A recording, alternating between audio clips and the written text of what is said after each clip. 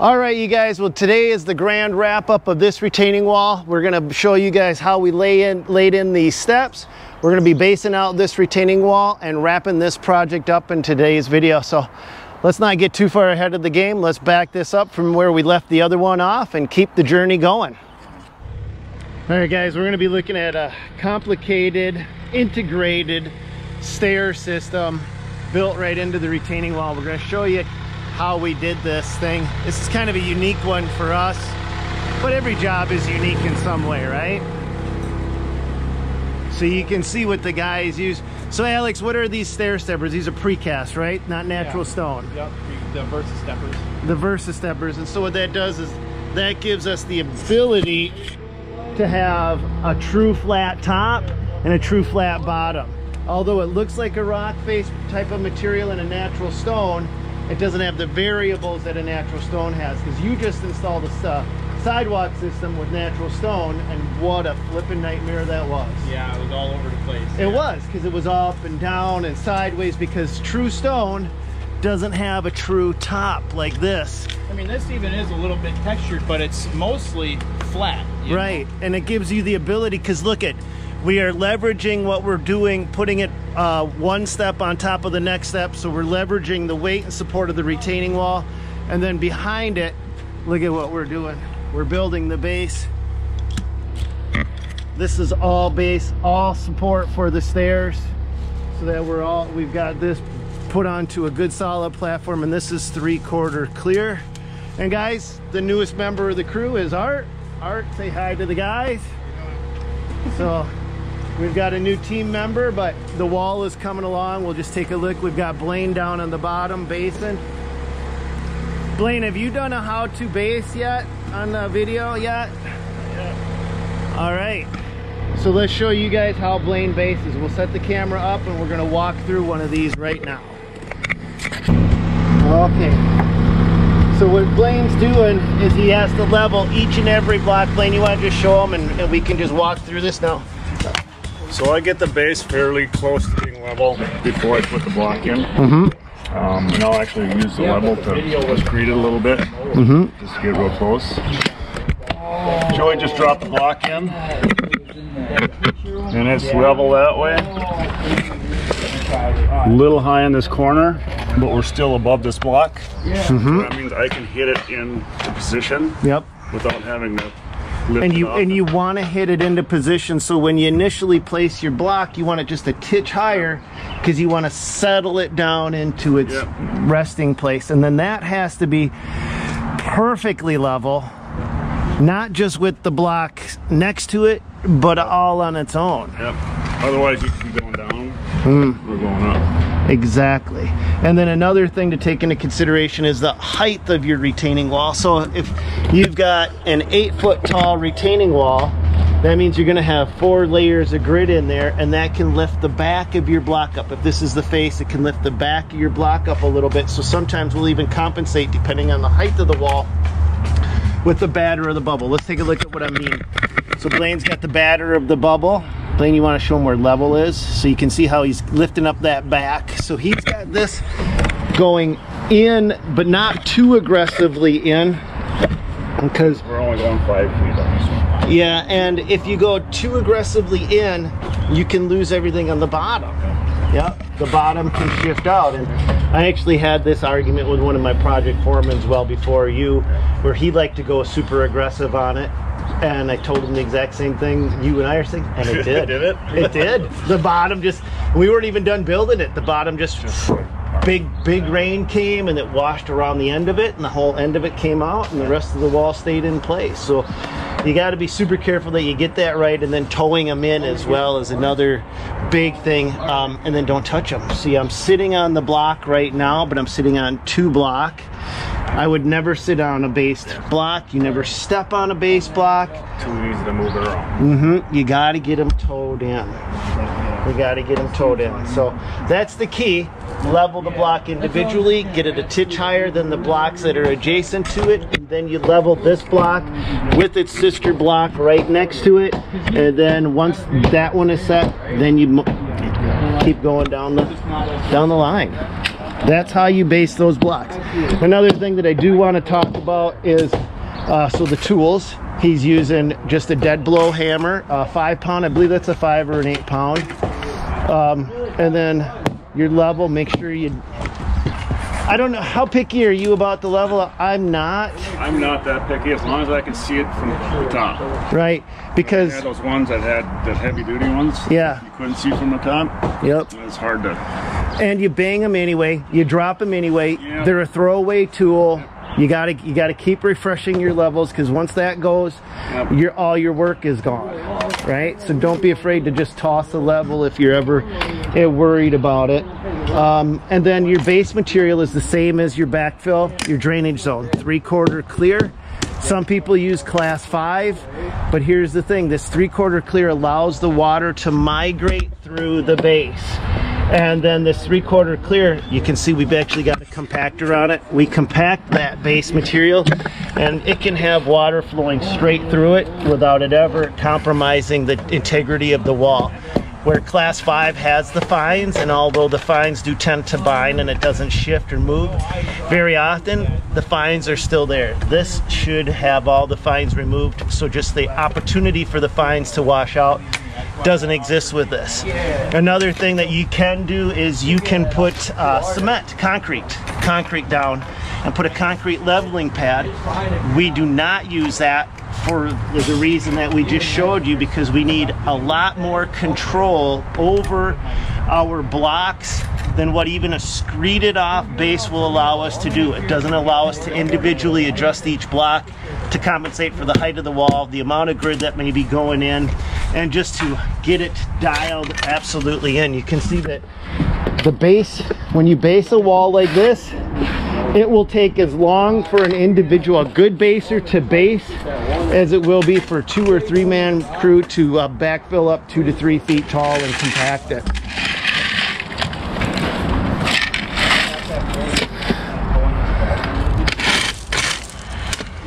So let's just watch Blaine do one block without saying anything. Let's just let you guys kind of just take this in.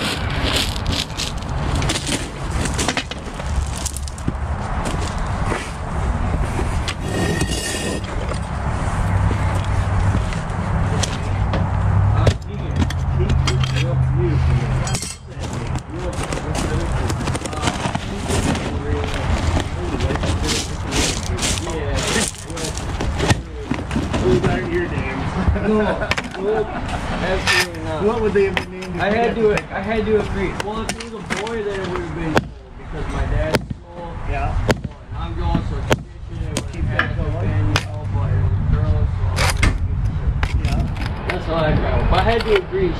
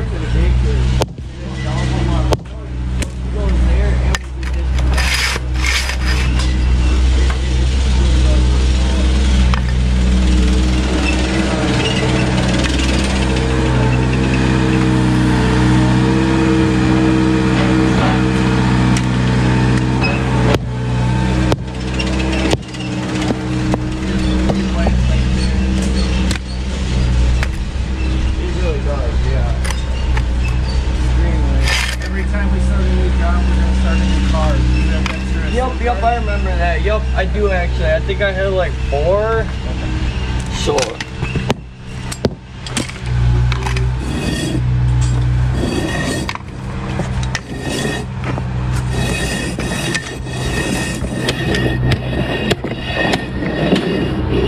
While Blaine is basing, Joey is slagging the block off. And that's basically just smoothing out the tops.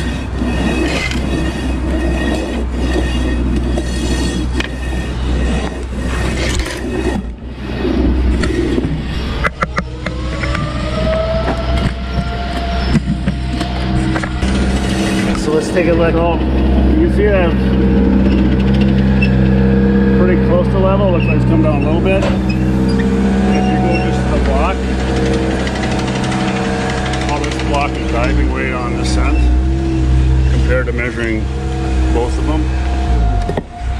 So it almost looks like it's pretty close to level, a little bit lower. But you could get this corner to be level, but this block to be dipping down. Diving down. You want to check both. Check both, Yeah, you can put them up both to both corners. stairs Yeah. first. Okay. Okay. So just hold off maybe then? Or? Yeah, just wait. It's Okay. gonna take 2 minutes to set this here. What are you gonna do? You gonna set that stair, Alex? Pick it up and set it? Yeah. Oh, I want Joey to get a live action shot if you're not. Are you using the camera? Yeah, as soon as he's done basing, so you can do it up. You don't have to wait. You don't have to wait. Do what you gotta do. I'll grab the camera and get the live action and see what's on. Well, it just takes a minute to set this down. Hey, Art, you want to move those tools off the step there and kind of sort it out, make sure there's no rock in the way or dirt.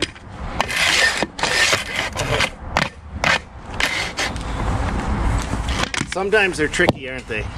Sometimes they are, especially when you're on camera.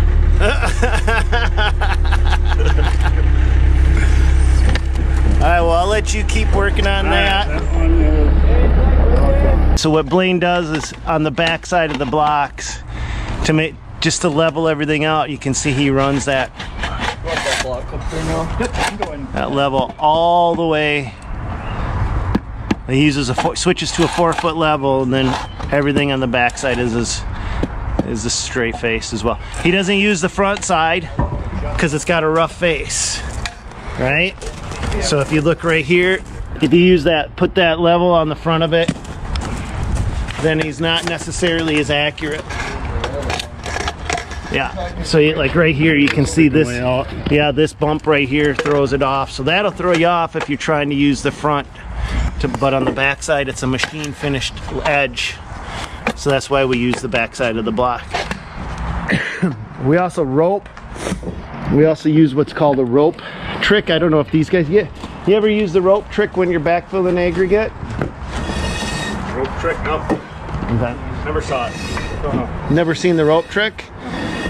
On commercial sites, when we would have 100 to 200 feet to rock, we would take a rope and stick it in the pin slots all the way down, and then we could just put the rock in place, and if it got on top of the block, we didn't care because we'd flip the rope out and all the rock would disappear out of our pin slots. That makes a lot of sense. Yeah, it's just but if you don't have to do it, you don't have to do it, you know? Even just, short little pieces like that would help. Yeah. Instead of having to pick the rock out of there. Yep. Yep. Because it is the sucky part about these blocks is getting rock in there, and especially when it's this size rock.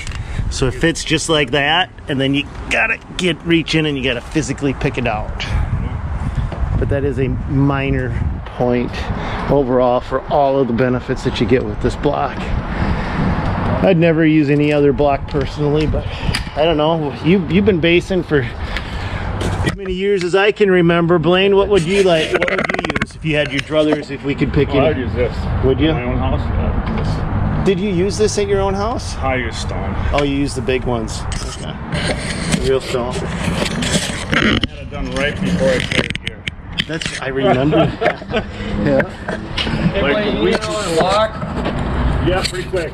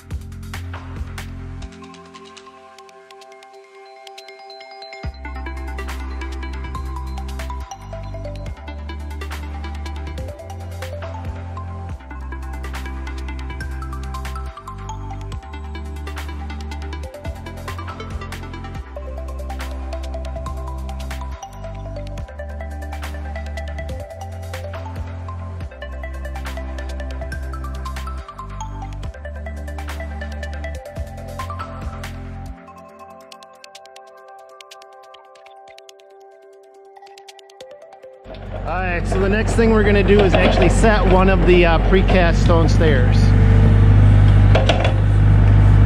So the front of the block, he's got a pad in place. He just wants to kiss it, not crush it.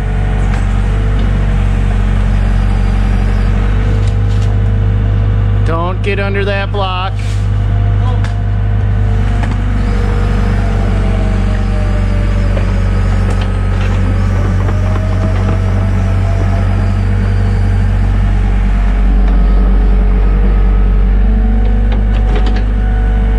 Hey Art, you're in a pinch point.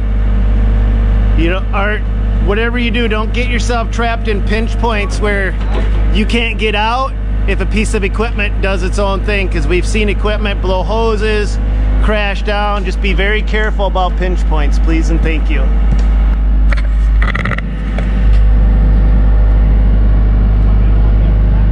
So he's already got that all leveled.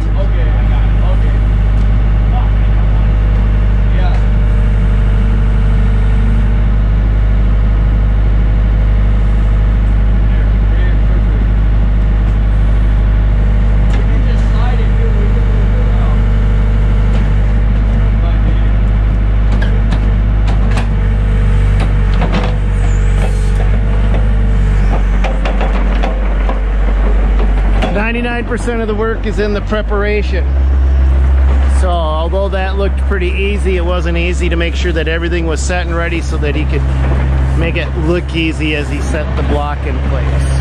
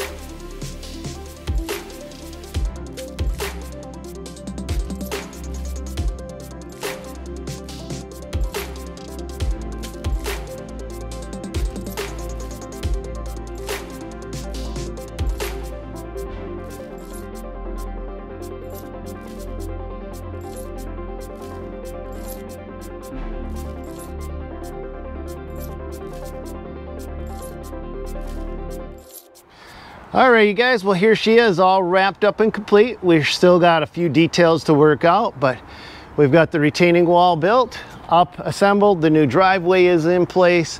We've got the steps. You can see how we got these all wrapped up. We had some rain come in last night, and we still don't have all of the vegetation reestablished, but once that gets established in, then we won't have any more issues with the little bit of soil washing over the face like that. But you can see that we've got the grass growing and the downspouts aimed right there, or the outlets for our drainage aimed right above driveway height. And that's it. I hope you guys enjoyed today's journey. I hope you guys enjoyed seeing some of the detail work that we like to do, how we base out our retaining wall. I know I've never done that before, where we do it in real time and just let the camera roll. So if that helps you guys out, which I'm hoping it helps some of you guys that are maybe getting into retaining walls for the first time, seeing that in real time, I think, at least for me, that would help me out. So I hope it helps some of you guys out and you still found it interesting and not too slow. So that's all I got for you guys on this one. God bless. Go get them, you guys. And we'll catch you guys on another project. See you later, you guys. Have a good one.